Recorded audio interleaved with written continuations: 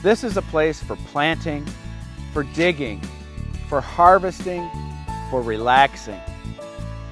It's a place to get your hands dirty, but most of all, it's about having fun. And that's what you'll always have when you're in the garden with Doug Oster.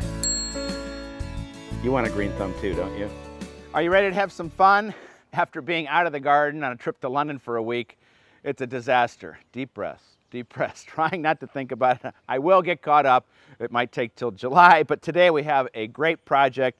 Something I love to do is planting containers, and I've got all the stuff from the nursery. It's so funny because I always tell people, take your time and walk through the nursery, take a couple hours.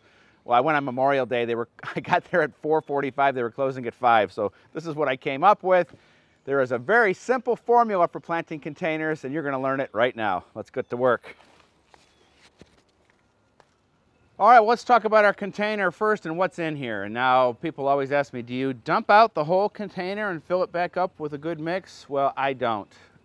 What I'm doing is I took about a third of what was in here out. I put some new stuff in, and it's just a good old-fashioned planting mix, nice and light, not garden soil, not pure compost, but just a good planting mix. And then we get it wet before we put it in here. That's very important. And then I've added some organic granular fertilizer to help the plants out. And the technique we're going to do here is called thriller, filler, and spiller. So in the center is going to go my thriller, and it's really important also, right plant for the right place. We got part shade, part sun here, and not much sun, so shade lovers. And I know from experience that this plant here, called a Griffin begonia, one of my favorites, is going to get about 3 foot tall. That's going to be my thriller right in the middle. And then we got to figure out which color we want for our filler around here. And I think I'm going to put these little coleus in, because I think these colors contrast each other pretty nicely. Usually I'm only doing 3, but I might do 4 here. And we'll get those in. Again, coleus is another shade lover. And you really can't go wrong with the colors. At the nursery, even though I only had those 15 minutes, I was asking my friend Diana, it was Han Nursery, and saying, does lavender go with chartreuse? And she's like, sure, sure, sure. So that's for the next container that we're going to plant. All right, and now our spiller is going to be, oh yeah, Creeping Jenny.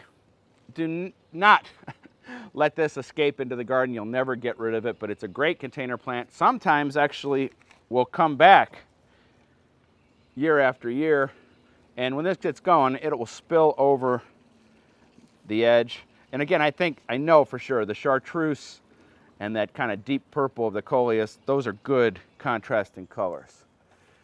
All right, I'm going to finish this up, and then I'm going to take some other plants and we're going to do another one out in the garden where it's a little sunnier.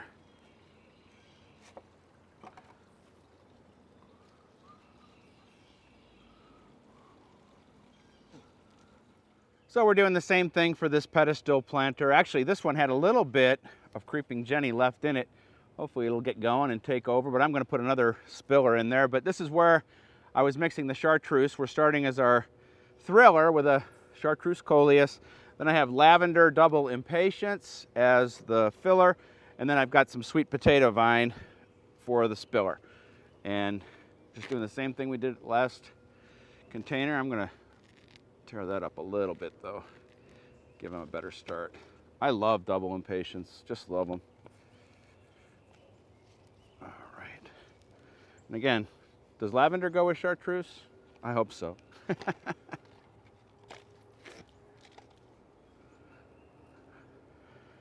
Okay, and I'm going to finish off with a sweet potato vine, one that I like.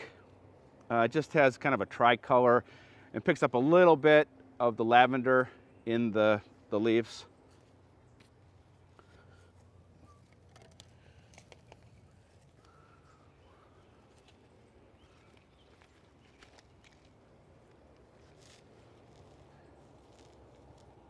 A little bit different than your normal sweet potato vine, but it's a very common plant, but I don't mind.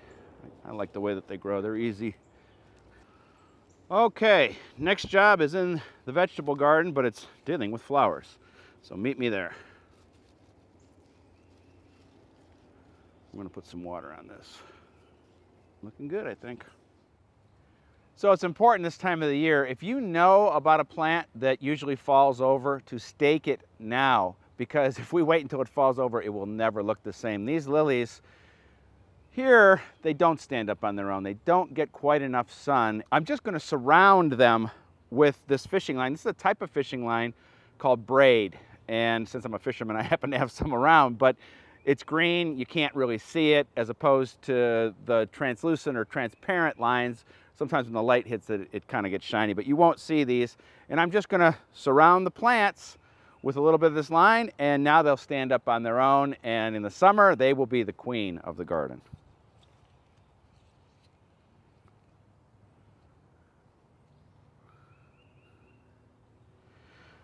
And this is just a nice loose line, so these will sway in the breeze, they look natural, and they won't fall over. All right, let me show off some stuff that's doing good in the garden, and then we're gonna finish up.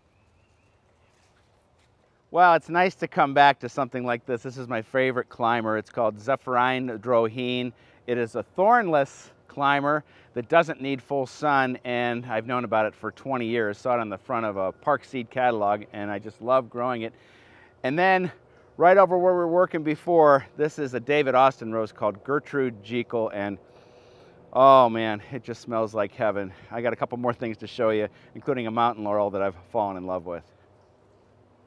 Well, mountain laurel is our state flower, but this one, called nipmunk, oh, I've waited so long to see it bloom, because even though the deer aren't supposed to like it, they nibble the buds, but just look at this thing. It is spectacular. Well, these foxglove are one of my favorite early summer flowers. They just come up on their own wherever they want, and I love them, and so do the pollinators, hummingbirds and bees. Now, let's finish up. Check me out online. That's where you can find more gardening stories, blog posts, videos, and see all the magnificent gardens that I explored at London. But it's also a place for you to sign up for my Seed of the Month Club. Now, until next week, I'm going to be relentlessly pulling weeds, trying to get this garden in shape. We'll see you then.